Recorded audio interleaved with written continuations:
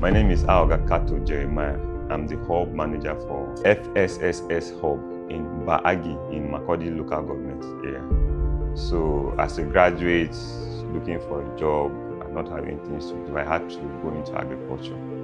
And then I was producing watermelon. And that's why I met one of the staff unknowingly. I didn't even know that it was an NGO I was dealing with. As I started buying watermelon seeds from them, and then this opportunity came up, and I was able to get this place from the help of the staff. It's a life-changing opportunity for anybody, because you see where I am now, you see the things behind me now. It's something I know that I won't have achieved on my own, because even the structure alone is something huge. And then getting the support from Avisa, getting the support, the linkage, and then the whole process is something huge. So it has helped my life, it has helped my finance. The little money I had, I put it here, and by God's grace, it's moving very well. Here in Makurdi, we sell agro inputs for farmers. We train farmers, and we help them to provide space for them to aggregate their farm produce, or we help them to link them with some off-takers here at the hub, where they can come and sell their products. So that you can see, we have chemicals here, we have seeds, and then we have fertilizers. So the farmers come here. This area is a farming community, so they are always here to buy chemicals. The hub is here, and it's strategic because we are in a farming community. So the farmers don't need to go into town, into Makurdi, to buy agro inputs. They can get them here, and almost all the inputs are available here at a very reduced price because of the help of FSSS. This community, we have about at least 4,000 people staying around here, and this is the only hub, or one of the biggest places that sells agrochemicals within this area. Before you can get agrochemicals, you have to go to Makurdi, and with the cost of fuel and everything, is very high. So here we are serving at least about 4,000 farmers who are benefiting from us, getting agro inputs from us. And I feel that it helps them because we don't just sell chemicals, we sell good quality chemicals that come to us from some of our partners and our links that give us very quality chemicals and fertilizers and seeds. So, and we also have testimonies of some of those farmers who have come back to say, okay, I bought this. At first it wasn't easy because some of them, to get them to adapt to some of the chemicals we had and some of the things we bought wasn't funny. But after trying them and after helping and advising them on the farm, it was easy for them to come back. As you can see, some of the shelves are empty because they will try, and once they are used to, once they see that it works, they come back for more. For seeds, we get the seeds from seed companies. We get seeds from Seedco, we get from Value Seed, we get from Premier, and then we get from Federal University of Agriculture. They have cowpea seeds. So we get our seeds from there. This year we were able to sell lots of cowpea, rice, soybean, and maize seeds. The seed has been moving. In fact, this year we made more sales for seed than even chemical inputs. Farmers use a variety like SC719, which I have pictures from. I think I have testimonies from some of my farmers who use that variety.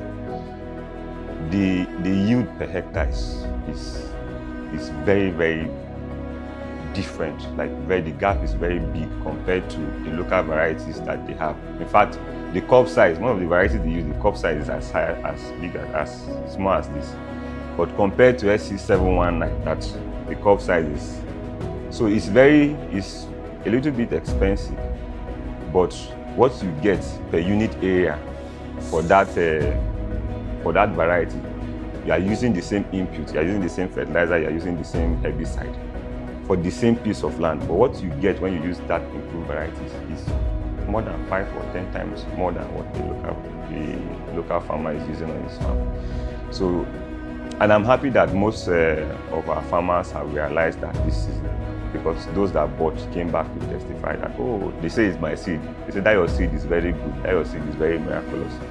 So we thank God they are adapting it's not something that we expect them to accept once, but gradually they are seeing that these seeds have more yield, and some of them are more resistant to some of the diseases and pests that they have in this community. And we hope by next growing season, we'll make more sales for seeds.